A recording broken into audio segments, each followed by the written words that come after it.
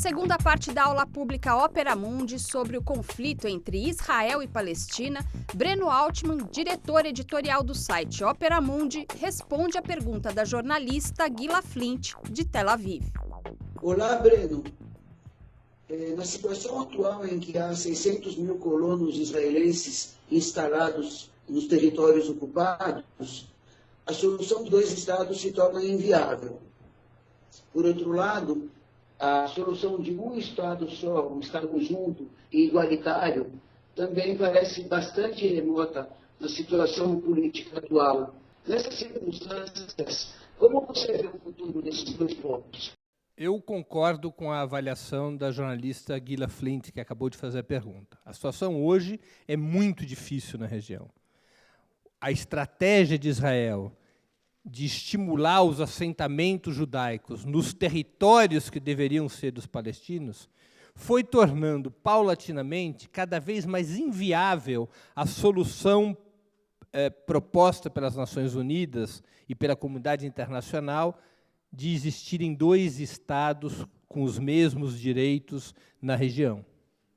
Porque o território que deveria pertencer ao Estado palestino hoje está controlado por assentamentos e bolsões israelenses, não só sobre a habitação, mas também sobre as fontes de água e sobre os fluxos econômicos. Discute-se em certos setores palestinos e também em certos setores israelenses não sionistas outras estratégias. Uma delas, como aquela que se referiu a Gila, é a ideia de um Estado binacional, um Estado no qual possam viver com os mesmos direitos, tanto judeus como árabes, quanto outras etnias e religiões.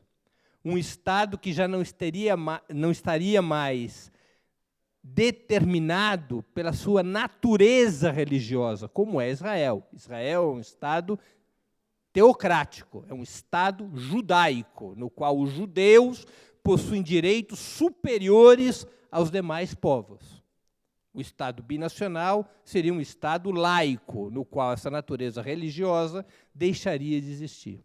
Para que isso fosse possível, a própria luta dos palestinos, em aliança com setores israelenses, deixaria de ser uma luta pelo Estado palestino e passaria a ser uma luta como a da África do Sul, uma pessoa, um voto.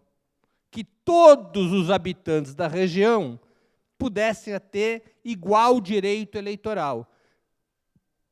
Solução essa que, evidentemente, não é aceita pelo Estado de Israel, porque hoje, na região da Palestina, metade, um pouco mais da metade, são judeus e quase a metade são formados por palestinos. Ao longo do tempo, haveria sempre o risco de, por uma via eleitoral, as forças sionistas perderem a direção desse novo Estado.